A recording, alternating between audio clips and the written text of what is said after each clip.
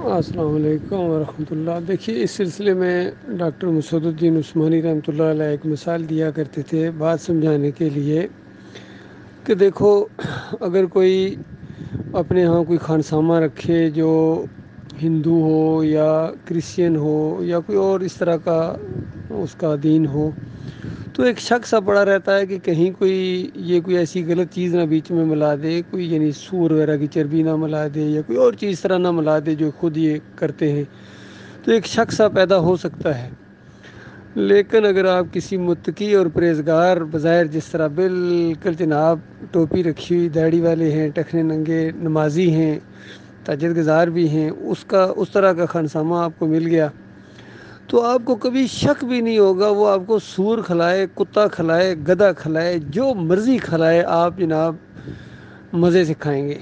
تو یہ مثال دیا کرتے تھے کہ دیکھو، یہ ہمارا جن سے واسطہ پڑا ہے یہ دین کے روپ میں آئے ہیں،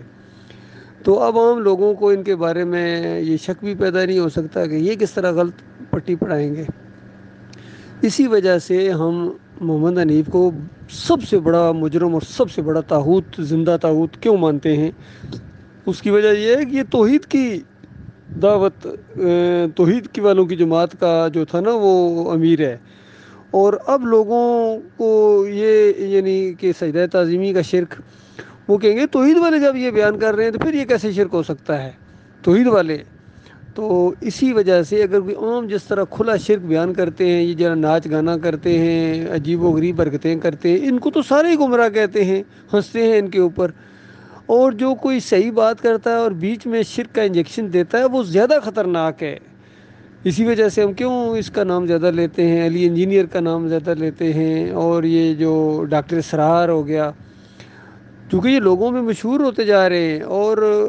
یہ جب شرک دیں گے تو لوگوں کو پتہ بھی نہیں چلے گا۔ تو یہ معاملہ اللہ کے بندو، یہ عطا اللہ بندیالوی ہو گیا یا اس طرح کے، اور توصیف الرحمان ہو گیا، معراج الدین وہ ربانی ہو گیا، یہ سارے یہ توحید بھی بیان کرتے ہیں اور ساتھ شرک کا انجیکشن، یہ زیادہ خطرناک ہیں، اور سب سے زیادہ خطرناک محمد حنیف ہے۔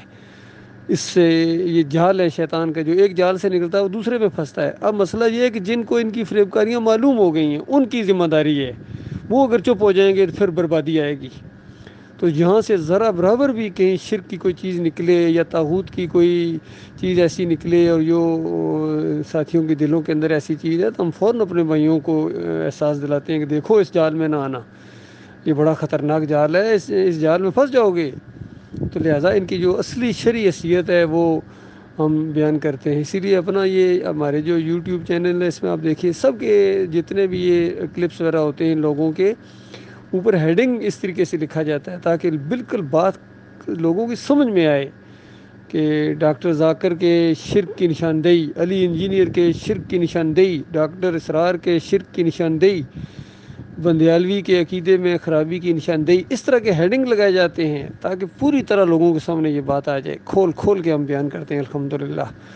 اور ان طاغوتوں کا پردہ چاک کرتے ہیں اور اس کا کفر کرنے کی دعوت ہے۔ یہی ہماری دعوت ہے، ان کا کفر کرو۔ تو یاد رکھیے، یا تو ان کا کفر کرو گے یا ان کی بندگی کرو گے، دونوں میں سے ایک بات کرنی ہے، لہذا کفر کرو ان کا۔ اللہ تعالیٰ یہ بات سمجھنے اور غور و فکر کرنے کی توفیق عطا فرمائے۔